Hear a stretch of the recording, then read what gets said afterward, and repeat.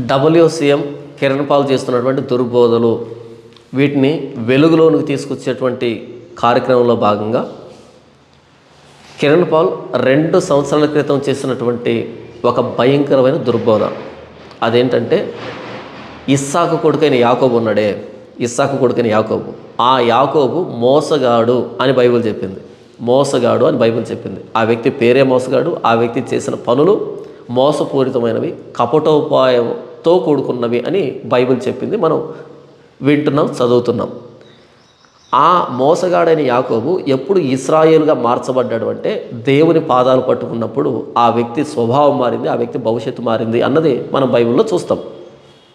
మోసగాడు దేవుని పాదాలు పట్టుకున్నప్పుడు వాగ్దాన పురుషుడయ్యాడు, వాగ్దానాన్ని స్వతంత్రించుకున్నాడు అన్నది మనం చూస్తాం కదా.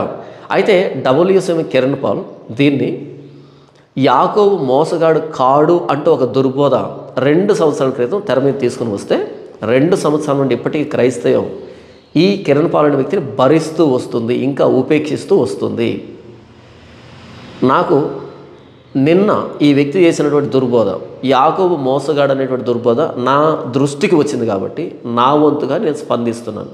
ఇలాంటి దుర్బోధని, బైబిల్ వ్యతిరేకమైనటువంటి భావజాలాన్ని క్రైస్తవ్యం నుండి తీసివేసి కేవలం లేఖనాలు మాత్రమే క్రైస్తవాన్ని పరిపాలించాలి తప్ప ఇలాంటి దుర్బోధకుల వ్యక్తిగత సొంత విచిత్ర వక్ర వ్యాఖ్యానాలు క్రైస్తవాన్ని ప్రభావితం చేయకూడదు అనే బాధ్యత కలిగి నా వంతుగా నేను ఈ పోరాటాన్ని చేస్తున్నా, వాక్య వ్యతిరేకమైనటువంటి ఈ దుర్బోధల మీద. అందులో భాగంగా కిరణ్ పాల్ అనే ఈ వ్యక్తి చేసినటువంటి 2 సంవత్సరాల క్రితం చేసినటువంటి, మీరు ఈ వీడియోలో చూస్తే ఈ బ్యాక్గ్రౌండ్లో ఇటువైపు బ్రదర్ అనిల్ కుమార్ ఉన్నాడు. బ్రదర్ అనిల్ కుమార్ ఈ వ్యక్తి ఇంత దుర్బోధ చేస్తూ ఉంటే యాకోబు మోసగాడు కాడు, ఇంతవరకు క్రైస్తవం పొరపాటు పడింది, అపార్థం చేసుకుంది, యాకోబు మోసగాడు కాదు, యాకోబు చేసినటువంటి పనులు సమర్థనీయమే అనేటట్టుగా ఈ వ్యక్తి వివరిస్తూ ఉంటే బ్రదర్ అనిల్ కుమార్ నవ్వుకుంటూ ఉన్నాడు. ఇటువైపు బహుశా అయినా జ్యోతిరాజేమో అనుకుంటాను, నాకు తెలియదు. ఇప్పుడు జ్యోతిరాజు ఒకలాగా ఉంటాడు, మరి ఈయన జ్యోతిరాజు లాగా ఉన్నాడు, జ్యోతిరాజే అనుకుంటున్నాను, మరి ఆయనో కాదు నాకు తెలియదు, కన్ఫామ్గా తెలియదు. ఒకవేళ ఆయన అయితే కనుక ఇటువైపు జ్యోతిరాజు అనే వ్యక్తి, ఇటువైపు బ్రదర్ అనిల్ కుమార్, అంటే వీళ్ళిద్దరూ వాక్యానుసారమైన వ్యక్తులని నేను చెప్పట్లేదు, అంటే వీళ్ళు విని ఊరుకున్నారు, ఖండించలేదు, అది నేను చెప్పదలుచుకున్న విషయం. అంటే ఇలాంటి వాళ్ళని దయచేసి క్రైస్తవం గుర్తుపట్టు. వాక్యానికి ఇంత నష్టం జరుగుతూ ఉంటే వీళ్ళు ఇంకా సహించారు, ఉపేక్షించారు, లేదా ఇప్పటికీ కిరణ్ పాల్ని వేదికల నుంచి వాడుకుంటున్నారు అంటే ఇలాంటి దుర్బోధకుల్ని. క్రైస్తవ్యం వాక్యానికి చేస్తున్న తీరని నష్టాన్ని మీరు గమనించండి అనే దానికి నేను చెబుతున్నాను.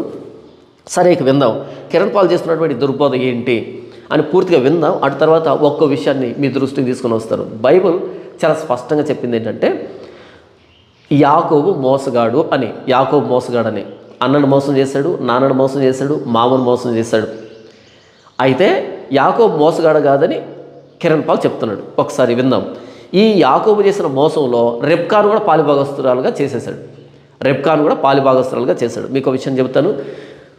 ఏశావు వేటాడి అలిసిపోయి ఆకలితో యాకోబు దగ్గరికి వచ్చినప్పుడు యాకోబు చిక్కుడుగాయల వంటకాన్ని ఇచ్చేదానికి బదులుగా తన జ్యేష్ఠత్వాన్ని అడుగుతాడు. ఏశావు జ్యేష్ఠత్వాన్ని అడుగుతాడు.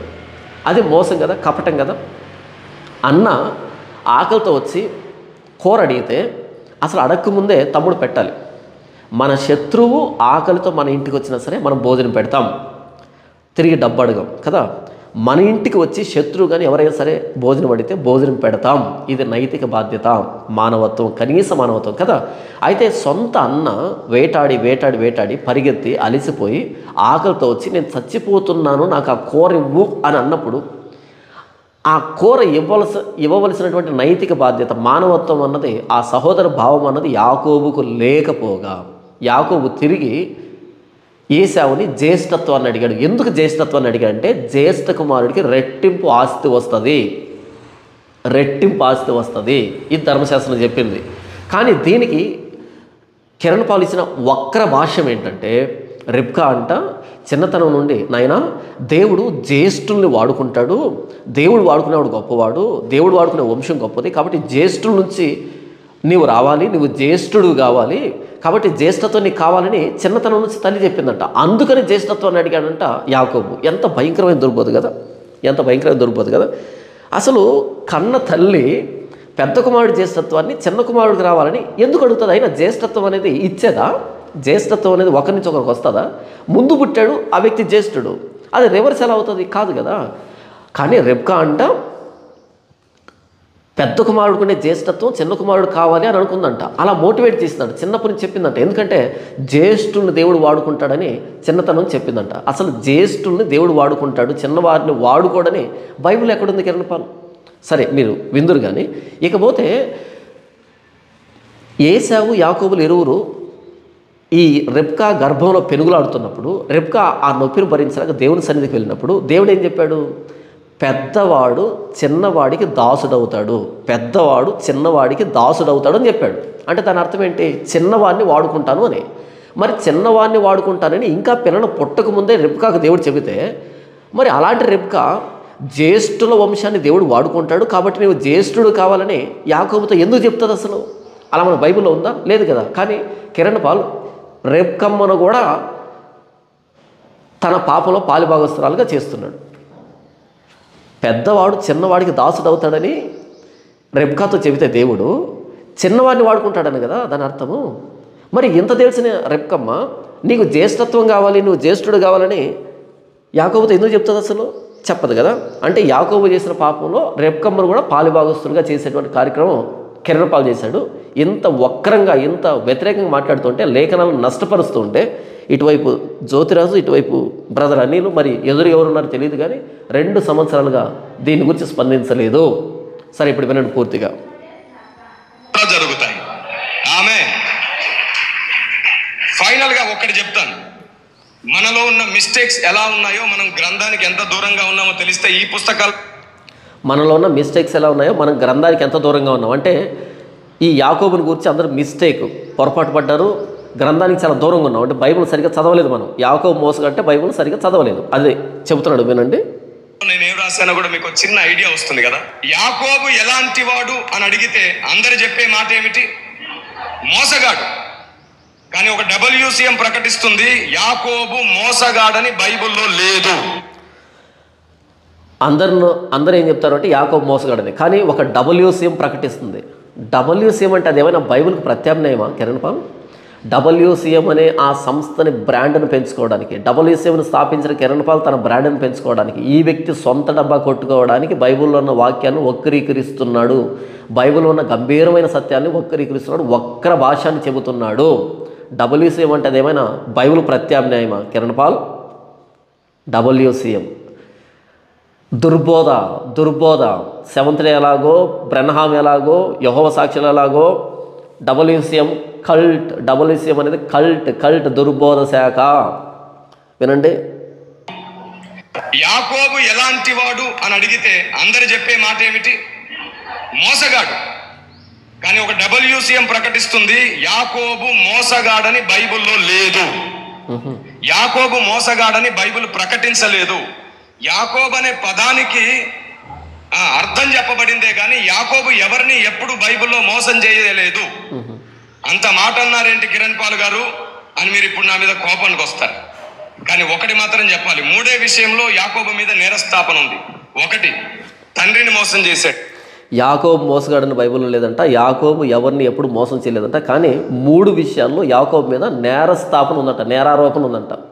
నేరారోపణ అంటే అర్థం ఏంటంటే నేరస్తుడు కాదు, కానీ నేరస్తుడు లాగా కనిపించేటువంటి సందర్భాలు 3 ఉన్నాయంట. యాకోబు ఎవరిని ఎప్పుడు మోసం చేయలేదంట. యాకోబు మోసగాడని బైబిల్ చెప్పలేదంట. సరే చూద్దాం. 2, అన్నను మోసం చేశాడు. 3, మామను మోసం చేశాడు. ఈ 3 అబద్ధమే. అన్నయ్యను మోసం చేయలేదు యాకోబు.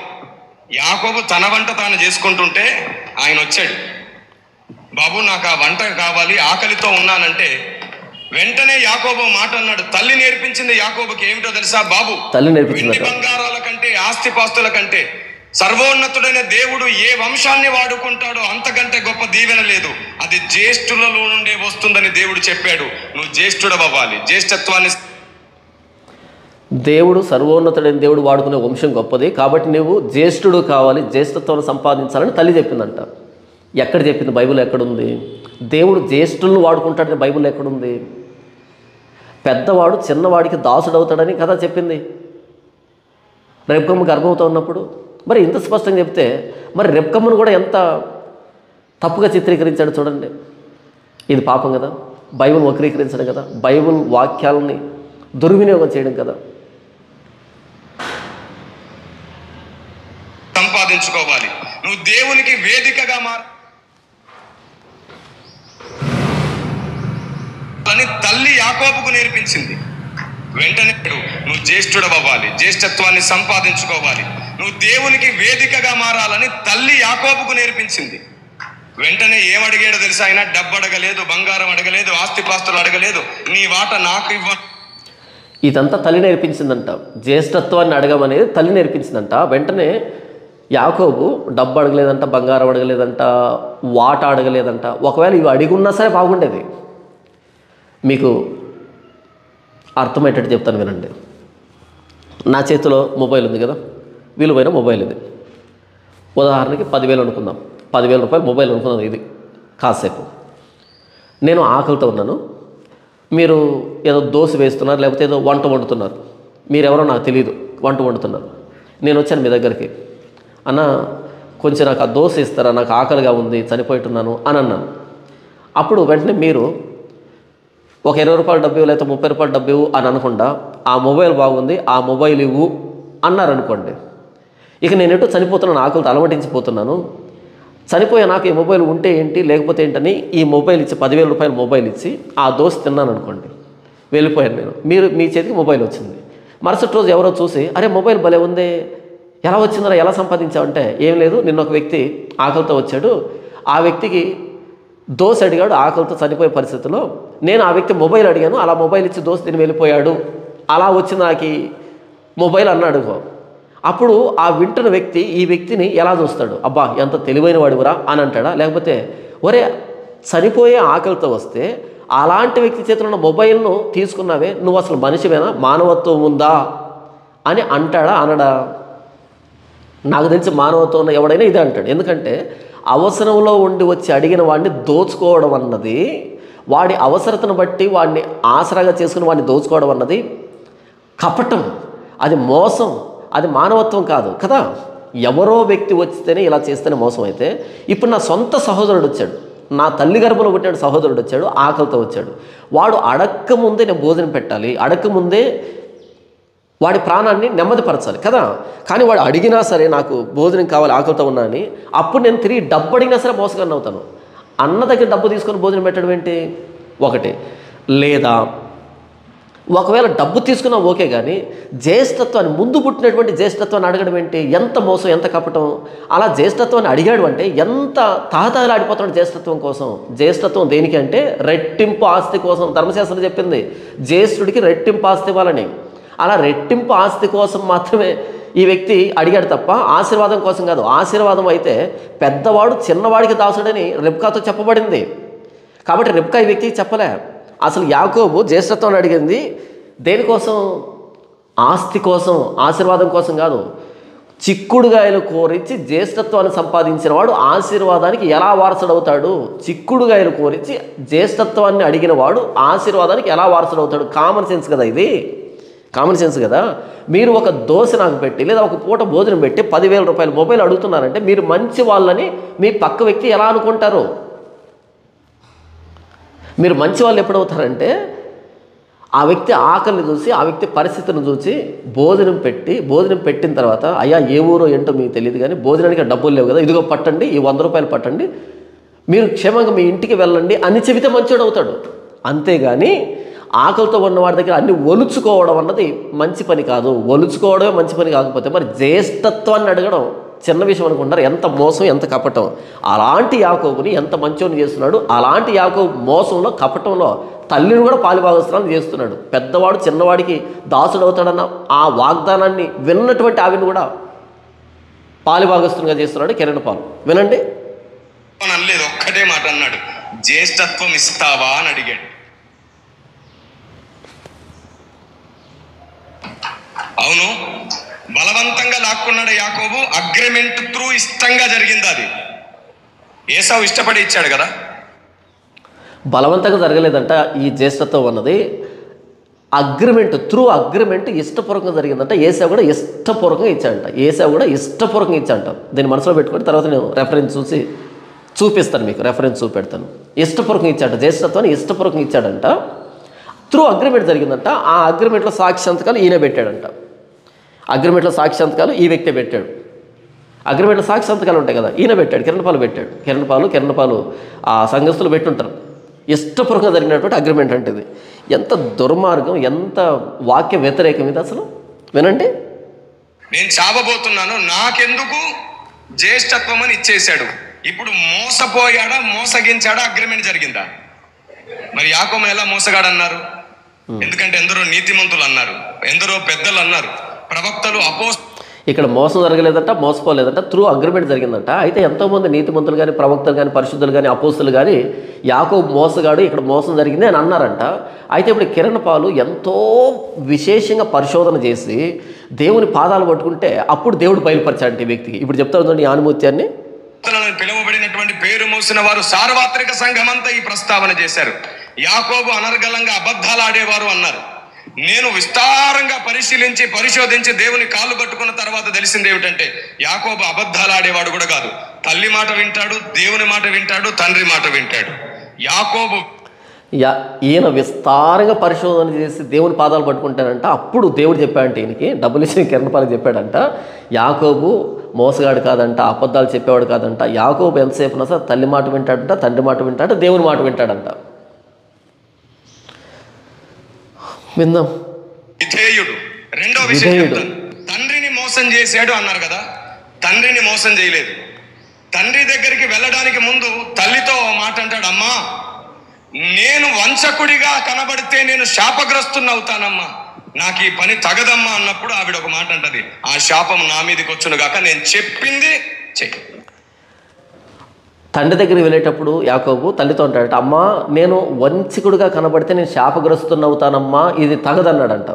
యాకోబు అనాల్సింది నేను శాపగ్రస్తున్నవుతాను అని కాదు అనాల్సింది. అమ్మా అబద్ధం చెప్పడం ఏంటి, అన్న జ్యేష్ఠతో నాకెందుకు, అన్నకు రావాల్సిన ఆశీర్వాదం నాకెందుకు, ఇలాంటి మాటలు ఎందుకు చెప్తున్నావమ్మా అనాలి. ఎవరికి? తల్లితో. ఇకపోతే నేను శాపగ్రస్తున్నవుతాను అని కాదు అనాల్సింది. అసలు తండ్రికి అబద్ధం చెప్పడం ఏంటి, గుడ్డితనంలో ఉన్న తండ్రికి మోసం చేయడం ఏంటి, ఇది నేను చెయ్యను, ఇది నైతికత కాదు, దేవుడు మెచ్చే పని కాదు అనాలి యాకోబు. కానీ ఇక్కడ యాకోబు భయపడుతున్నది శాపానికి. ఆశీర్వాదం మొదలు శాపం వస్తుందేమో గుర్తుపడితే అని భయపడుతున్నారు తప్ప అస్సలు ఎంత వాక్య వ్యతిరేకం చూడండి. నేను వంచకుడుగా కనబడితే, ఒకవేళ కనబడకపోతే నో ప్రాబ్లం చేసేస్తాడు. వంచకుడుగా కనబడితే అప్పుడు శాపం వస్తుంది కదా ఆశీర్వాదానికి బదులు అని భయపడుతున్నాడు. అంతేగాని అబద్ధం చెప్పడం తప్పని కాదు, మోసం చేయడం తప్పని కాదు. తల్లి చెప్పిన దాంట్లో ఇంత మోసం ఉంటే, ఇంత అబద్ధం ఉంటే, ఇంత కుట్ర కపటం ఉంటే తల్లిని నివారించాలి, తాను దేవుడికి భయపడాలి. కానీ యాకోబు ఇవి రెండు చేయకుండా శాపానికి భయపడుతున్నాడు తప్ప అబద్ధం చెప్పడానికి కాదు. కానీ దాన్ని ఎంత పాజిటివ్గా చెప్తున్నాడు చూడు కిరణపాలు. తల్లి తిడితే నేను శాపగ్రస్తున్నవుతానమ్మా, నాకు ఈ పని తగదమ్మా అన్నప్పుడు ఆవిడ ఒక మాట అంటది, ఆ శాపం నా మీదకి వచ్చును గాక, నేను చెప్పింది చెయ్యి. తల్లి చెప్పింది చేశాడా, ప్లాన్ చేసి యాకోబే చేశాడా? ఏమండి? అంటే యాకోబు తల్లి చెప్పింది చేశాడంట, ప్లాన్గా చేయలేదంట. కాబట్టి యాకోబు మంచాడు. నాన్నను మోసం చేయడం అన్నది మంచి పని. ఎవరైనా సరే మన స్నేహితులు కానీ, లేకపోతే తల్లి కానీ, తండ్రి కానీ ఎవరైనా సరే మనకి ఒక విషయాన్ని చెప్పినప్పుడు, పలానా వ్యక్తికి అబద్ధం చెప్పు, పలానా వ్యక్తికి మోసం చేయని చెప్పినప్పుడు వీళ్ళు చెప్పారు కాబట్టి మనం చేస్తే మనం మోసగాళ్ళం కాదనమాట. అంతే. తల్లి చెప్పింది కాబట్టి చేశాను, తండ్రి చెప్పాడు కాబట్టి చేశాను, అంతే. అందులో మోసమే లేదు. అంతే కదా కిరణపాల్? రైట్. మొదటి విషయం, తల్లి చెప్పింది చేశాడు. ఇస్సాకు దగ్గరికి వెళ్ళిన తర్వాత ఇస్సాకు స్వరం వింటే యాకోబు తడిమి చూస్తే ఏసావు అని ఒక కన్ఫ్యూజన్లోకి వచ్చాడు. అప్పుడు మాట అంటాడు ఏమిటంటే, ఇతడు యాకోబో ఏసావో, నా చెవులతో నా చేతులతో నేను తడిమి చూడలేను, కానీ నా దేవుడు నాకిచ్చిన ఓ వరాన్ని నేను వాడి దేవుని దగ్గర కన్ఫర్మేషన్ తీసుకుంటాను, ఇతన్ని దీవించాలా వద్దా? దేవుని దగ్గర కన్ఫర్మేషన్ తీసుకున్నాడంట యాకోబు. ఈ దీవించే విషయంలో దేవుని దగ్గర కన్ఫర్మేషన్ తీసుకున్నాడంట యాకోబు. ఈ ఇస్సాకు భోజనం తిని దీవించలేదంట, దేవుని దగ్గర కన్ఫర్మేషన్ తీసుకొని ఈ వ్యక్తి అయితే నాకు కన్ఫ్యూజన్గా ఉన్నాడు, కానీ దేవుని దగ్గర కన్ఫర్మేషన్ తీసుకొని ఒక ఓటీపీ వస్తుంది, ఓటీపీ ఎంటర్ చేస్తే ఓకే అప్పుడు వెరిఫై అవుతుంది, అలా నేను కన్ఫర్మేషన్ తీసుకొని దీవిస్తానని దీవించాడంట. మీరు ఆదికాండం చదివితే అక్కడ మనకు కనపడదు ఇది. కానీ ఈయన విస్తారమైన పరిశోధన చేసి దేవుని కాళ్ళు పట్టుకుంటే దేవుడు చెప్పాడు ఏమని, తడిమి చూస్తే ఏసేవలా ఉన్నాడు, కానీ స్వరం వింటే యాకోబులాగా ఉంది, ఇప్పుడు నాకు కన్ఫ్యూజన్గా ఉంది, ఏం చేయాలబ్బా అని ఇస్సాకు అనుకొని అప్పుడు దేవునికి ప్రార్థన చేసి కన్ఫర్మేషన్ చేసుకుని ఓటీపీ సరిగ్గా ఎంటర్ చేసి ఆ కోడ్ని సరిగ్గా ఎంటర్ చేసి అక్షరాలు సరిగ్గా ఎంటర్ చేసి వెరిఫై చేసుకున్న తర్వాత అప్పుడు దీవించాడంట. ఇదంతా మనకు తెలియదు, బైబిల్లో ఉండదు. ఎందుకని మనం విస్తారమైన పరిశోధన చేయలేదు, మనం దేవుని పాదాలు పట్టుకోలేదు. ఏ ప్రవక్తలు కానీ అపోస్తులు కానీ ఏ దైవజనులు కానీ ఇంతకుముందు యాకోబు మోసగాడని బోధించిన ఎవరు కూడా ఈ పని చేయలే. WCM కిరణ్ పాలు విస్తారమైన పరిశోధన చేసి దేవుని పాదాలు పట్టుకుంటే దేవుడు ఈ సీక్రెట్ని ఆ రోజు జరిగినటువంటి ఈ సీక్రెట్ని ఈయనకు రివీల్ చేశాడు. ఈయన ఇక్కడ రివీల్ చేస్తున్నాడు. సిగ్గుంటే సరిపోవాలి, సిగ్గులేదు కొంచెం కూడా అని చెప్పి అతన్ని దగ్గర తీసుకొని వాసన చూచెను అనుంది. అవును, మాట అంటాడు నాకు వాసన చూచెను. అవును, దాంట్లో ఏముంది అంత పెద్ద నొక్కి ఒక్కరించేది? ఆయన కళ్ళు కనిపించవు కాబట్టి వాసనే చూస్తాడు. కళ్ళు కనిపించినవాడు తడిమి చూస్తాడు, వాసన చూస్తాడు. వాసన చూచెను ఏముంది అందులో కిరణ్ పాల్? కుమారుని దేవుని దగ్గర కన్ఫర్మేషన్ తీసుకుంటాను, ఇతన్ని దీవించాలా వద్దా అని చెప్పి అతన్ని దగ్గర దేవుని దగ్గర కన్ఫర్మేషన్ తీసుకుంటాను, ఇతను దీవించాలా వద్దా అని వాసన చూశాడు. అంటే వాసన చూడటం కన్ఫర్మేషన్ అనమాట. వాసన చూడటం కన్ఫర్మేషన్ అనమాట. ఎంత నిస్సిగ్గుగా నిస్సందేహంగా నిర్భయంగా అబద్ధం చెప్తున్నాడు చూడండి. ఈ ఇద్దరు బ్యాక్గ్రౌండ్లో జ్యోతిరాజు అండ్ బ్రదర్ అనిల్. దేవుడు లెక్క అడుగుతాడు, ఖచ్చితంగా దేవుడు లెక్క అడుగుతాడు. 2 సంవత్సరాలుగా ఇలాంటి దుర్బోధ ఒకటి క్రైస్తవులు తిరుగుతుంటే, ఇప్పటికీ ఈ వ్యక్తిని వాడుకుంటూ ఉంటే, ఇప్పటికీ మౌనం వహిస్తుంటే దేవుడు లెక్క అడుగుతాడు. నా బాధ్యత నేను తీర్చేసుకుంటున్నా, ఇక మీ ఇష్టం. తీసుకొని వాసన చూచెను అనుంది. అప్పుడు మాట అంటాడు నా కుమారుని సువాసన యెహోవా దీవించిన చేని సువాసన వలె ఉన్నది. నా కుమారుని వాసన యెహోవా దీవించిన చేని సువాసన వలె ఉన్నది. ఇందులో యెహోవా దీన్ని ఆమోదించాడు అనే అర్థం ఉందా, లేకపోతే ఆ వ్యక్తి వేసుకున్న డ్రెస్ ఏదైతే ఉందో ఆ డ్రెస్ వస్తున్నటువంటి వాసన గురించి ఒక చేని సువాసనతో పోలుస్తున్నాడా? ఇప్పుడు చేను బాగా పండింది అనుకోండి, ఆ చేను వచ్చే కమ్మని వాసన ఉంటుంది కదా, ఆ వాసన బాగుంటుంది కదా. ఆ యాకోబు వేసుకున్నటువంటి ఆ వస్త్రాన్ని వాసన చూసినప్పుడు చేని వాసన గుర్తొచ్చింది. చేని వాసన ఏ చేని వాసన? బాగా పంట పండిందంటే యెహోవా దీవెనే కదా. అలా బాగా పండినటువంటి పంట వాసనతో ఈ చొక్కాయి వాసన చెబుతున్నాడే తప్ప యెహోవా ఈ కార్యక్రమాన్ని దీవించాడు, నన్ను దీవించమని చెబుతున్నాడు అనేమైనా చెప్పాడా? ఆ అర్థం ఉందా ఇందులో? అసలు సండే స్కూల్ కూడా పనికిరాడు కదా ఈ వ్యక్తి. వినండి ఇప్పుడు. వాసన చూచెను అనుంది. అప్పుడు మాట అంటాడు నా కుమారుని సువాసన యెహోవా దీవించిన చేని సువాసన వలె ఉన్నది. ఆయనే దీవిస్తే దీవించకుండా ఉండడానికి నేనెవరిని? అంటే ఇక్కడ ఈ దీవెన కార్యక్రమం అంతా ఎవరు చేశారన్నమాట? దేవుడు చేశాడనమాట. ఆయనే దీవిస్తే దీవించకుండా ఉండడానికి నేనెవరిని? అబ్బా, ఎల్కేజీ కూడా క్షమించండి, సండే స్కూల్ కూడా పనికిరాడు ఈ వ్యక్తి. సండే స్కూల్ కూడా పనికిరాడు. దాన్ని బేస్ వాయిస్ వేసుకొని ఆ మిక్సర్లో వాయిస్ 2-3 సార్లు ధ్వని పలికేటట్టుగా మాట్లాడడం. ఏమంత గొంతుకు చించుకొని మాట్లాడుతున్నావు? ఏమంత గంభీరమైన విషయం చెప్తున్నావు? అబద్ధాన్ని ఇంత గట్టిగా చెబుతూ ఉంటే ఎప్పటికీ చెంబు కొట్టినట్లేదు. చూసారా ఈ క్రైస్తవ సమాజానికి? నా కుమారుని వాసన యెహోవా దీవించిన చేని వాసన వలె ఉన్నది అంటే యెహోవా దీనిలో పాత్ర ఉంది, యెహోవా ఆమోదిస్తున్నాడని అర్థం కాదు. ఒక పంట వాసనతో ఈ వ్యక్తి చొక్కాయి వాసన చెబుతున్నాడు. పోలికది. యెహోవాని దీవించాడు, నేనెవరిని అడ్డగించడానికని దేవుని దగ్గర కన్ఫర్మేషన్ చేసుకున్నట్టుగా కాదది. అంటే దేవుణ్ణి కూడా ఈ మోసంలో పాలుభాగస్తుడిగా చేయడం. సరే, యాకోబు దేవుని దగ్గర కన్ఫర్మేషన్ తీసుకోం కదా, దీవించాడు. తర్వాత యాకోబు ఏమంటూ నేను చదివి వినిపిస్తానండి, ప్రస్తుతానికి వినండి సోదంతా అని దీవించేశాడు.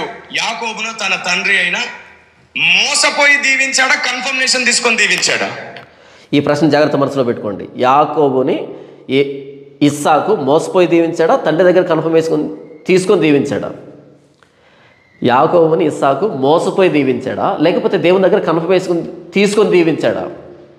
ఏం చెప్తాడు ఈ వ్యక్తి? దేవుని దగ్గర కన్ఫర్మేషన్ తీసుకొని దీవించాడని చెప్తున్నాడు. ఇప్పుడు నేను చదివి వినిపిస్తాను, ఈ ప్రశ్న మనసులో పెట్టుకోవాలి మీరు. దీవించకుండా ఉండడానికి నేనెవరిని అని దీవించేశాడు యాకోబును తన తండ్రి అయిన. మోసపోయి దీవించాడా, కన్ఫర్మేషన్ తీసుకొని దీవించాడా? మరి యాకోబు ఎవరిని మోసం చేశాడు, ఎవరు మోసపోయారు? థర్డ్ వన్, మామను మోసం చేశాడు. ఇదే చివరిది, ఇది చెప్పి నేను సమయం ఇచ్చేస్తాను. థర్డ్ వన్ ఏమిటంటే మామను మోసం చేశాడు. తప్పు, చాలా పెద్ద పొరపాటు. అతడే 10 మార్లు యాకోబును మోసం చేశాడు. లాబాను యాకోబును మోసం చేశాడు, ఇది ఎవరు కాదనట్లేదు. కానీ యాకోబు లాబాన్ని మోసం చేశాడు, యాకోబు లాబాన్ని మోసం చేశాడు. ఇప్పుడు మనం మాట్లాడుతున్న యాకోబు మోసం గురించి. యాకోబు మామను కూడా మోసం చేశాడు. కానీ ఈ వ్యక్తి అంటున్నాడు యాకోబు మోసం చేయలేదు అంటున్నాడు. ఏంటో చూడండి. అయితే దేవుడు ఏం చెప్పి సంపాదించుకోమన్నాడో దేవుడు చెప్పినట్లే యాకోబు చేశాడు. దేవుడు ఏం చెప్పి సంపాదించుకోమని చెప్పాడో దేవుడు చెప్పినట్టే చేశాడంట. ఎవరు? యాకోబు. దేవుడు ఎలా సంపాదించుకోమని చెప్పాడో అలానే యాకోబు సంపాదించాడంట. అంటే యాకోబు మోసం చేయాల, యాకోబుకి ఇలా చేయమని చెప్పింది దేవుడు అనమాట. అది రిబికాతో చెబుతాడు, అమ్మా నేనేదో కుట్రతో ఇదంతా చేయలేదు, నా స్వప్నమందు దేవుని దూత నాకు ప్రత్యక్షమై ఏం చెబితే నాకు ఈ మందలు వచ్చాయో, ఈ ఆస్తి వచ్చిందో దేవుడు చెబితేనే చేశాను, నా అంతగా నేనేమీ చేయలేదు. దేని గురించి మాట్లాడుతున్నాడు యాకోబు? ఇదంతా తాను వర్ధిల్లిన దాంట్లో దేవుని పాత్ర ఉందని చెప్తున్నాడు తప్ప ఆ వ్యక్తి ఈ చినారు జంగిసాలు అవి ఆ చారులు కలిగినటువంటి అవి పెడతాడు కదా, వాటి గురించి చెప్పట్లే. యాకోబు గొప్పవాడైంది దేవుని వల్ల. కానీ యాకోబు చేసినటువంటి మోసం ఏదైతే ఉందో అది దేవుడు ఆమోదించాడని అర్థం కాదు. యాకోబు ఇలా చేయకపోయినా దేవుడు ఆ వ్యక్తిని దీవిస్తాడు. ఎందుకంటే దేవుడు వాగ్దానం చేశాడు కాబట్టి, దేవుడు ఆ వ్యక్తికి వాగ్దానం చేశాడు కాబట్టి దేవుడు ఎలాగైనా దీవిస్తాడు. కానీ యాకోబు మామను మోసం చేశాడు, ఇది బైబిల్లో రాయబడింది. సరే, ఇంతవరకు ఏం చెప్పాను నేను అంటే కిరణపాల్ ఏం చెప్పాడు? యాకోబు మోసగాడు కాదు అనేదానికి చాలా ప్రసవ వేదన పడి నాకు తెలిసి రెబ్కా కూడా ఏశావును యాకోబుని ఇద్దరు కనడానికి అంత ప్రసవ వేదన పడి ఉండదు. అంత ప్రసవ వేదన పడి ఒక అబద్ధపు సిద్ధాంతం తీసుకొచ్చాడు కదా. ఇప్పుడు బైబిల్లో చూపెడతాను మీకు యాకోబు మోసగాడు అని. యాకోబు తన మామను మోసం చేయలేదు, దేవుడు చెప్పినట్లుగా వ్యూహంగా నడుచుకొని ఆస్తి సంపాదించుకున్నాడు. వ్యూహంగా నడుచుకొని, అసలు వ్యూహం అనే పదం ఏంటి నాకు తెలియదు. వ్యూహం అనేది నెగిటివ్ టోన్. అది దేవుడు చెప్పినట్టు వ్యూహాన్ని నడుచుకోవడం. దేవుడు కూడా వ్యూహాన్ని రచిస్తాడా? దేవుడు వ్యూహాన్ని రచిస్తాడా?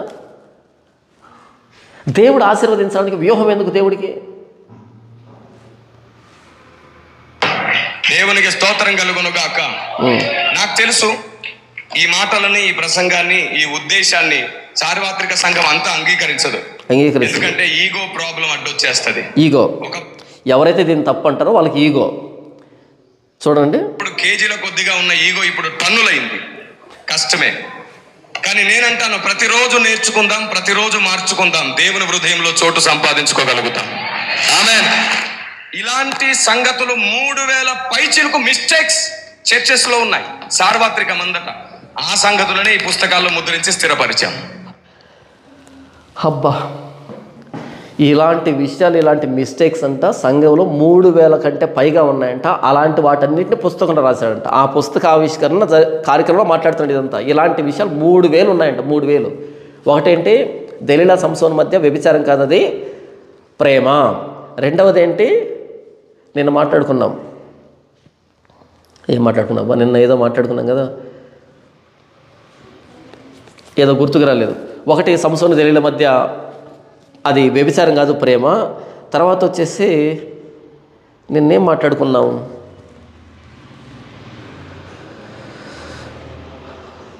లోతు భార్య చాలా మంచిది, తల్లి హృదయము, యథార్థవంతురాలు, రోషం కలిగిన స్త్రీ, చాలా గుణవంతురాలు, పరిశుద్ధమైంది, తన పిల్లల్ని తన చుట్టుపక్కల అందరినీ దేవుళ్ళు నడిపించింది అని మాట్లాడాడు. ఇంకా ఇలాంటి ఆనిముత్యాలు చాలా ఉన్నాయి. యేసుప్రభులో ఉన్నది మరియమ్మ రక్తం కాదు, అది స్పెషల్ రక్తం అనేటట్టుగా మాట్లాడాడు. ఇలాంటివి 3000 కంటే పైగా ఆ పుస్తకంలో రాశాడంట. ఆ చెత్త పుస్తకం పేరు ఏదో నాకు తెలియదు, కానీ ఆ చెత్త పుస్తకంలో రాశాడంట సంఘాన్ని భ్రష్టు పట్టించడానికి. ఇప్పుడు యాకోబు మోసగాడా కాదా అన్నది ఒకసారి నేను చదివి వినిపిస్తాను. చూడండి, హోషేయ గ్రంథం 12వ అధ్యాయము మొదటి 3 వచనాల్లో దేవుడు ఇశ్రాయేలుని తప్పుపడుతూ మాట్లాడుతున్నటువంటి విషయం.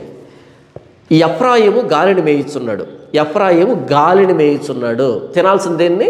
తిండిని. కానీ గాలిని తింటే అది అవివేకం కదా, మూర్ఖత్వం కదా. ఎఫ్రాయిము మోసంలో బ్రతుకుతున్నాడని చెప్తున్నాడు. ఎఫ్రాయిము గాలిని మేయిస్తున్నాడు, తూర్పు గాలిని వెంటాడుచున్నాడు, మానక దినమెల్లా అబద్ధమాడుచు. ఏం చేస్తున్నాడంట? మానక దినమెల్లా అబద్ధం చెప్తూ. ఎవరు? ఎఫ్రాయిం. ఎఫ్రాయిం అంటే ఇశ్రాయేల్ జాతి. మానక దినమెల్లా అబద్ధం చెప్పుచు బలాత్కారం చేస్తున్నాడు. బలాత్కారం పైన ఏంటి? గాలి మేయిస్తున్నాడు, మోసం. నంబర్ 2 మానక దినమెల్లా అబద్ధం. నంబర్ 3 బలాత్కారం, బలాత్కారంగా సంపాదించడం. మాట్లాడుతూ జనులు అష్షూరియులతో సంధి చేసెదరు, ఐగుప్తునకు తైలం పంపించెదరు, యోధా వారి మీద యెహోవాకు వ్యాజ్యం పుట్టెను, కోపం వచ్చింది దేవునికి. యాకోబు సంతతి వారి ప్రవర్తనను బట్టి ఆయన వారిని శిక్షించును, వారి క్రియలను బట్టి వారికి ప్రతీకారం చేయను. ఈ 2 వచనాల్లో ఎఫ్రాయిం కానీ యోధా వారు కానీ ఏం చేస్తున్నారంటే గాలిని మేయిస్తున్నారు, అంటే మోసం. నంబర్ 2 మానక దినమెల్లా అబద్ధాలు చెప్తున్నారు, అబద్ధం. నంబర్ 2. నంబర్ 3 బలాత్కారం, అంటే బలాత్కారంగా బలవంతంగా సంపాదించుకోవడం చేస్తున్నారు కదా. ఇప్పుడు చెప్పి మీరు ఇప్పుడు ఇవి చేస్తున్నారు కదా, మోసం, అబద్ధం, బలాత్కారం చేస్తున్నారు కదా, ఇది మీ తప్పు కాదు, మీ దగ్గర నుంచి ప్రారంభమైంది కాదు. ఇది మీ మూల పురుషుడే అలాంటోడు, మీ మూల పురుషుడే అలాంటివాడు. మూల పురుషుడు ఎవరు? ఇశ్రాయేలుకి యాకోబు. యాకోబు నుంచి కదా 12 గోత్రాలు వచ్చాయి. మీ మూల పురుషుడే అలాంటోడు, మరి మీకు ఎలాంటి బుద్ధులు వస్తాయి అని చెప్తున్నాడు. 3వ వచనం చూడండి. తల్లి గర్భమందు యాకోబు తన సహోదరుని మడిమను పట్టుకొనెను. తల్లి గర్భమందు యాకోబు తన సహోదరుని మడిమను పట్టుకొనెను. తల్లి గర్భంలోని తన సహోదరుని మడిమ పట్టుకున్నాడు అంటే ఏంటి దాని అర్థం? పాజిటివా నెగిటివా? తర్వాత మగసిరి కలిగిన వాడై దేవుని పాదాలు పట్టుకున్నాడంటే పాజిటివ్. కానీ తల్లి గర్భంలోనే తన సహోదరుని మడివను పట్టుకున్నాడు అంటే బలాత్కారం, మోసం, కపటం. అప్పుడు మాట్లాడలేడు కదా, కాబట్టి అబద్ధం ఆరోపించబడదు. తర్వాత వచ్చిన తర్వాత అబద్ధాలు చెప్పాడు కదా, తండ్రికి అబద్ధాలు చెప్పాడు కదా. కాబట్టి ఏంటంటే నీ మూల పితరుడు, మూల పురుషుడు యాకోబు తల్లి గర్భంలోనే సహోదరుని మడిమ పట్టుకున్నాడు. అలాంటి వాడికి పుట్టిన మీరు గాలిని వేస్తున్నారు, అబద్ధాలు చెప్తున్నారు, బలాత్కారం చేస్తున్నారు. నెగిటివ్ టోన్లో రాయబడినటువంటి మాట ఇది. లేదండి ఇక్కడ మోసగాడని స్పష్టంగా లేదు కదా, మాదంతా 5వ తరగతి బ్రెయిన్ అండి, 3వ తరగతి బ్రెయిన్ అండి, మాకు ఖచ్చితంగా మోసగాడు అనే 4 అక్షరాలు ఉండాలండి. ఆ 4 అక్షరాలు లేకుండా మీరు సందర్భాలను ఎంత వివరించినా సరే మేము అస్సలు రిసీవ్ చేసుకోమండి. మాది పీత బొర్ర అంటే కనుక రండి పీత బొర్రలారా. నేను మాట్లాడుతున్న పీత బొర్ర అని నా సబ్స్క్రైబర్లు కాదు, మన కిరణ్ పాల్ని వెనకేసుకొస్తున్నాడు పీత బొర్రలకు చెప్తున్నాను వినండి. ఇక్కడ ముందు ఏం చెప్పాడు? రెబ్కమ్మ నేర్పించిందంటే ఏమని? నాయన జ్యేష్ఠ సంతానాన్ని దేవుడు వాడుకుంటాడు, కాబట్టి నువ్వు జ్యేష్ఠుడు కావాలి, దేవుడు వాడుకున్నాడు గొప్పడు, నువ్వు జ్యేష్ఠ సంతానం కావాలని బోధించిందంట.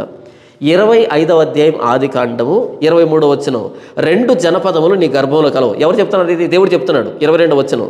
ఆమె గర్భంలో శిశువులు ఒకరితో ఒకడు పెనుగులాడిరి కనుక ఆమె ఇలాగైతే నేను బ్రతుకుట ఎందుకని అనుకొని ఈ విషయమై యెహోవాను అడుగ వెళ్ళెను. అప్పుడు యెహోవా ఆమెతో ఇట్లా నేను దేవుడు చెప్తున్నాడు రెబ్కమ్మతో, ఎప్పుడు పిల్లలు ఇంకా పుట్టకముందు ఏమని చెప్తున్నాడు? 2 జనములు నీ గర్భంలో కలవు, 2 జనపదములు నీ కడుపులో నుండి ప్రత్యేకంగా వచ్చును, ఒక జనపదము కంటే ఒక జనపదము బలిష్టమై ఉండును, పెద్దవాడు చిన్నవానికి దాసుడగును. పెద్దవాడు చిన్నవానికి దాసుడగును అంటే చిన్నవాడిని వాడుకుంటానని చెప్పాడు దేవుడు. కానీ కిరణపాలు ఏం చెప్పాడు? రెబ్కమ్మ అంట చిన్నప్పటి నుంచి యాకోబు చెప్పిందంట, నాయన జ్యేష్ఠుని దేవుడు వాడుకుంటాడు కాబట్టి నువ్వు జ్యేష్ఠుడు కావాలని చెప్పిందంట. అందుకని చిక్కుడుగాయ కోరించి జ్యేష్ఠత్వాన్ని సంపాదించాడంట. ఇక మీరు ఏం చేస్తారు? కిరణపాల బోధన అనుసరిస్తున్న వాళ్ళని, కిరణపాలను వాడుకుంటున్న వాళ్ళని మీ ఇష్టం, నాకు సంబంధం లేదు, నేను చెప్పాను. తర్వాత చూడండి, ఇక అన్న మోసం చేయలేదు, అసలు మామూలు మంచోడు కాదు అనేటట్టుగా మాట్లాడుతున్నాడు కదా. అన్నను మోసం చేయలేదంట, ప్రేమపూర్వకంగా ఇష్టపూర్వకంగా త్రూ అగ్రిమెంట్ జరిగిందంట. ఏది?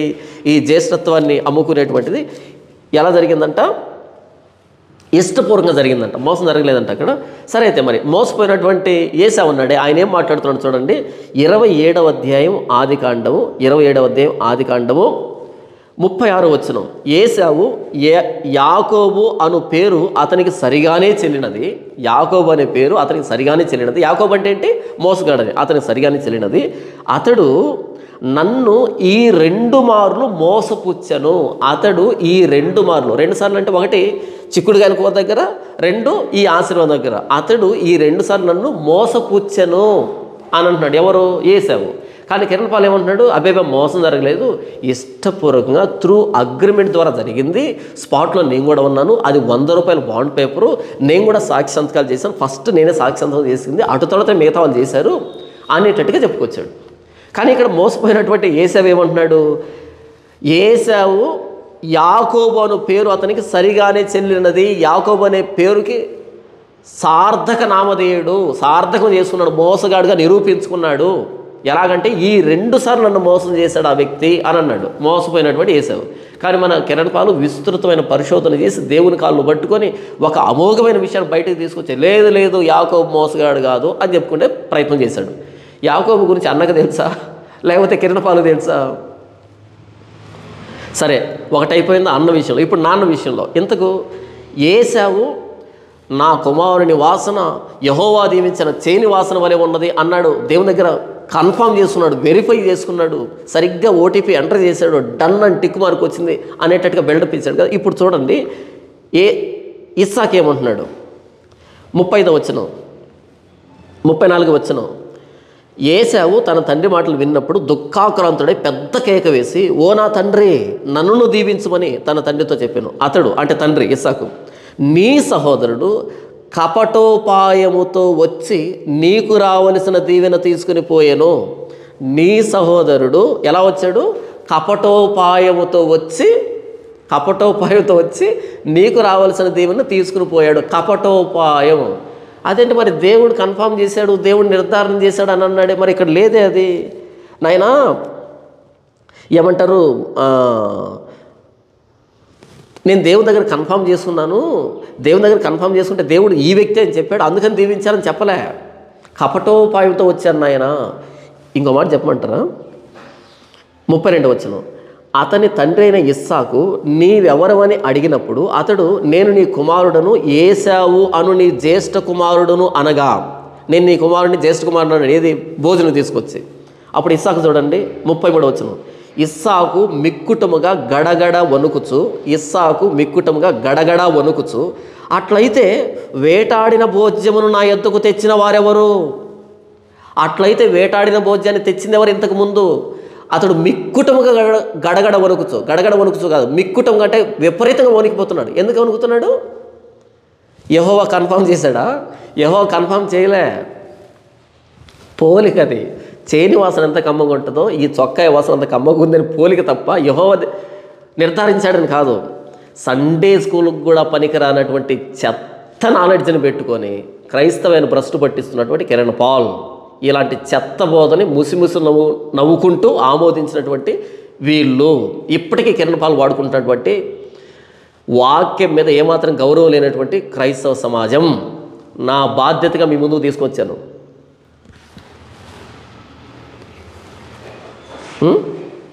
అతని తండ్రి అయిన ఇస్సాకు నీవెవరవని అడిగినప్పుడు అతడు, నేను నీ కుమారుడను ఏశావని నీ జ్యేష్ఠ కుమారుడు అని అనగా, ఇస్సాకు మిక్కుటముగా గడగడగడ వణుకుచు, అట్లయితే వేటాడిన భోజ్యం నా ఎదుగు తెచ్చిన వారెవరు? నీవు రాకమునుపు నేను వాటన్నిటిలో తిని అతని నిజంగా దీవించుతుని అతడు దీవించబడిన వాడే అనెను.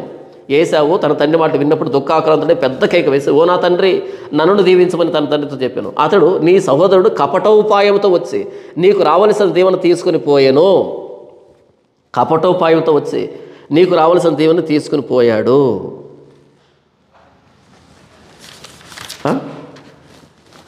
కపటోపాయం అంటే అర్థం ఏంటి? దేవుడు నిర్ధారించాడా? దేవుడు నిర్ధారిస్తే మరలా గడగడ వణకడు ఎందుకు? ధైర్యంగా చెప్పొచ్చుగా. గడగడ వణుకుచు. రెండవసారి నాన్నను మోసం చేశాడు. మూడవదిగా మామను మోసం చేశాడు. చూడండి 31వ అధ్యాయం ఆదికాండము 20వ వచనం. యాకోబు తాను పారిపోవచ్చున్నానని సిరియావాడైన లాబానుకు తెలియచేయకపోవటం వలన అతన్ని మోసపుచ్చిన వాడాయను. ఎవరు రాస్తున్నారు ఏమాట? గ్రంథకర్త రాస్తున్నాడు, మోషే రాస్తున్నాడు. యాకోబు మామను మోసపుచ్చిన వాడాయను అని మోషే రాస్తున్నాడు. అతడు తన కలిగినదంతా తీసుకుని పారిపోయాను. అతడు లేచి నది దాటి గిలాదును కొండతట్టు అభిముఖుడై వెళ్ళెను. తర్వాత చూడండి ఈ లాబాను వచ్చి ఏం మాట్లాడతాడు చూడండి 27వ వచనం. నీవు నాకు చెప్పక రహస్యంగా పారిపోయి నన్ను మోసపుచ్చితివేలా. ఎందుకు మోసం చేశామని అడుగుతున్నాడు లాబాను యాకోబుని. సరే, ఇప్పుడు చూడండి 30వ అధ్యాయం ఆదికాండము 37 నుండి 43 వరకు యాకోబు చేసినటువంటి పని. ఆ చినారు జంగిసాల ఆ చార్లు ఆ కొమ్మలు పెట్టి అవి జత కట్టేటప్పుడు అలా పొడలు కలిగినటువంటి ఆ గొర్రెలు కానీ మేకలు కానీ కలిగాయి కదా యాకోబుకి. ఈ సందర్భంలో యాకోబు మోసగాడిలా కనిపిస్తున్నాడా లేకపోతే నిజాయితీ పరులా కనిపిస్తున్నాడా? ఈ చినారు ఈ జంగిసాలో ఈ వృక్షాలు ఏవైతే పొడలుగా కట్టాడో అవి మామ ఎదురు కట్టాడా, మామ లేకుండా కట్టాడా? మామకు తెలిసేటట్టు కట్టాడా, తెలియకుండా కట్టాడా? మంద బలంగా ఉన్నప్పుడు కట్టాడా, మంద బలహీనంగా ఉన్నప్పుడు కట్టాడా? మంద బలంగా ఉన్నప్పుడే కట్టాడు, బలహీనంగా ఉన్నప్పుడు కట్టలే. ఎందుకు కట్టలేదు? మొత్తం సంవత్సరం అంతా కట్టాలి కదా. బలహీనంగా ఉన్నప్పుడు ఎందుకు కట్టలేదు, బలంగా ఉన్నప్పుడు ఎందుకు కట్టాడు? మోసం కాదా? సంవత్సరం అంతా కట్టాలి, మామ చూసేటట్టు కట్టాలి, మామ కుమారుని చూసేటట్టు కట్టాలి, అందరూ చూసేటట్టు కట్టాలి. కానీ నీళ్ళలోనూ అవి మేసే దగ్గర ఎందుకని రహస్యంగా వేశాడు? దీన్ని దేవుడు అంగీకరిస్తాడా? ఇలాంటివి దేవుడు చెప్తాడా? ఇలా మోసం చేసి దేవుడు దీవిస్తాడా? మంద బలంగా ఉన్నప్పుడు, బలహీనంగా ఉన్నప్పుడు ప్రతి సందర్భంలో కట్టాలి. అగ్రిమెంట్ ఏంటి? పొడలుగా ఉన్నవి నావి, పొడలుగా పుట్టినవి నావి. ఏవైతే పొడలుగా ఉన్నాయో అవి కలిసినప్పుడు పొడలుగా ఉన్నవి పుడతాయి. అలా వచ్చినవి నా ఆస్తి అని చెప్పాడు. ఇది అగ్రిమెంటు. కానీ ఈయన ఏం చేశాడు? ఆ పొడలుగా ఉన్న వాటిని అభివృద్ధి చేసుకునేదానికి ఈ వాటి చూపుకి ఎదురుగా ఈ చినారు జంగిసాల ఆ చార్లు కలిగినటువంటి ఆ కొమ్మలు కట్టడం ద్వారా అక్రమంగా సంపాదిస్తున్నాడు, మోసపూరితంగా సంపాదిస్తున్నాడు. ఇది మోసానికి సంబంధించినటువంటి లేఖన భాగం. అది అక్కడ చెప్పాలి అగ్రిమెంట్లో, నేను ఏం చేస్తానో నీకు అనవసరం, తెల్ల పొడవలేనివన్నీ నావి, నేను చినారు జంగిసాలు కడతాను అంటే మామ ఒప్పుకుంటాడా? పొరపాటును కూడా ఒప్పుకోడు కదా, పొరపాటును కూడా ఒప్పుకోడు. పోనీ మంద బలహీనంగా ఉన్నప్పుడు ఎందుకు కట్టలే, మంద బలంగా ఉన్నప్పుడు ఎందుకు కట్టావు? ఇవి నీళ్ళలోనూ ఇక్కడల్లా ఎందుకు వేయాలి? బహిరంగంగా పెట్టచ్చుగా, మాకు తెలిసేట్టుగా పెట్టచ్చుగా. ఇదంతా మోసం. కానీ కిరణపాలు ఏం చేస్తున్నాడు? కిరణపాలు చేస్తుంది ఏంటంటే యాకోబు మోసగాడుగా కాదు అని చెప్తున్నాడు. మరి యాకోబు మోసగాడు కాకపోతే మరి యబ్బోకు రేవు దగ్గర ఎందుకని దూత పాదాలు పట్టుకొని నీవు నన్ను ఆశీర్వదించితేనే కానీ నేను నీ పాదాలు వదలను అని ఎందుకన్నాడు? ఎందుకు ఇప్పుడు దేవుని ఆశీర్వాదం ఎందుకు? ఆయన అగ్రిమెంట్ ద్వారా జ్యేష్ఠత్వాన్ని తీసుకున్నప్పుడు, ఆయన దేవుని నిర్ధారణతో తండ్రి చేత దీవించబడినప్పుడు, ఆయన స్వయంగా సొంతగానే మోసం చేయకుండా ఆశ సంపాదించినప్పుడు ఇక దేవుని పాదాలు పట్టుకొని నీవు నన్ను ఆశీర్వదించితేనే కానీ నేను నిన్ను వదిలిపెట్టనని ఎందుకని ఆశీర్వాదం కోసం తొడగూడు వదిలిపోయేటట్టు కొట్టినా సరే వదిలిపెట్టకుండా ఎందుకు బ్రతిమలాడాల్సి వచ్చింది? ఎందుకు పెనుగులాడాల్సి వచ్చింది? ఎందుకు దేవుడు అడిగాడు? నీ పేరేంటి ఇంతకీ అని అడిగాడు. ఎందుకు నీ పేరేంటి? నా పేరు ఏశావు, నా పేరు యాకోబు. ఎందుకని పేరు అడిగాడు దేవుడు? ఇదే మాట కళ్ళు కనిపించినటువంటి ఇస్సాకు అడిగాడు, నీ పేరేంటి అని. అప్పుడు చెప్పాడు, నా పేరు ఏశావు, నీ పెద్ద కుమారుడని. అదే అడిగాడు, నీ పేరేంటి? అప్పుడు గుర్తొచ్చింది నాన్నకు చేసినటువంటి మోసం, నా పేరు యాకోబు, నేను మోసగాన్ని. అప్పుడు ఆశీర్వదించాడు, నువ్వు నిజమే చెప్పావు, ఇప్పుడు ఇక మీదటి నుంచి నీ పేరు యాకోబు అనబడుతుంది, నీ పేరు ఇశ్రాయేల్ అనబడుతుంది. యాకోబు మోసగాడు అయితే దేవుని పాదాలు పట్టుకున్న తర్వాత మారింది ఆయన పరిస్థితి. అది మనకు బైబిల్ చెప్తున్నది. కానీ యాకోబు మోసగాడు కాదంట. ఇలాంటి పొరపాట్లు సంఘం 3000 కంటే పైగా ఉన్నాయంటే వీటన్నింటిని బాగు చేయడానికి ఎంతో కృషి చేసి దేవుని పాదాలు పట్టుకొని ఒక చెత్త పుస్తకాన్ని రాశాడంట. అలాంటి 3000 ఉన్నాయంట. అమ్మ, ఈ 4-5 డిస్కస్ చేయడానికే నా తలప్రాణం తోకొస్తుంటే ఇక 3000 ఉన్నాయంట. నాకు తెలియదు ఈ విషయం అసలు. 3000 ఉన్నాయంటే, ఇలాంటి దరిద్రపు సిద్ధాంతం 3000 ఉన్నాయంట. సంఘమా, సార్వత్రిక క్రైస్తవ సంఘమా, ఇలాంటి మోసగాడిని, ఇలాంటి దుర్బోధకుని, ఇలాంటి కపటంతో బోధించేవాడిని, తన బ్రాండ్ని, తన పేరుని, తన సామ్రాజ్యాన్ని స్థాపించుకోవడానికి క్రైస్తవులో చదవనటువంటి గొర్రెచర్మం వేసుకున్న తోడేను ఈ కిరణపాలు అనేటువంటి దుర్బోధకుడు. ఇంతవరకు ఇతన్ని వాడుకున్న వారు సిగ్గుపడండి, పశ్చాత్తాపండి, ఇక మీదట ఈ వ్యక్తిని వాడకండి. దుర్బోధ.